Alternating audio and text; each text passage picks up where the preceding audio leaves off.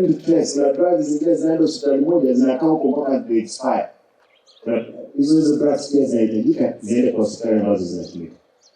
Here for the MHS or SMHs, want to request you. Now that we are giving out these drugs, around here, especially level 4 and level 5, lazima you must sustain yourself.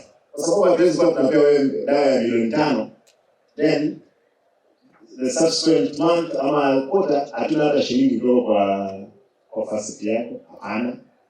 We are making profit. Kwa hivyo you must sustain yourself. Ama sustainability lazima iwe. Dr. Marita here. Raundi hii ananunua dawa peke yake.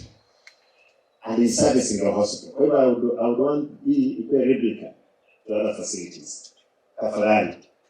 Kwa hivyo tutapea dawa. Madaktari hizi dawa kisha kwamba umeziuza kama level 4, level 3 of course you are not selling, level 2 you are not selling, level 1 you are not selling. Lakini lazima tujue ni nani ametoa hiyo dawa.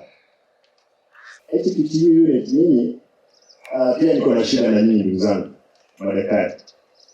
Kwa sababu kama ni mobility, shida ni mobility. Nimesema hata kama ni gari yangu moja hapa nipeane, nitumie, but we are not going to allow kwamba you are not moving around to check on what is happening.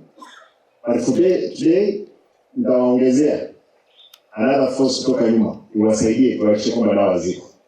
That's why I have the sub-county admin. Sub-county admins, you are in charge of the sub-county for every activity. Actually, you are my representative. Kama unajua nyinyi, you are the, is it DCC? The DCC of those places. Kwa hivyo, you will manage.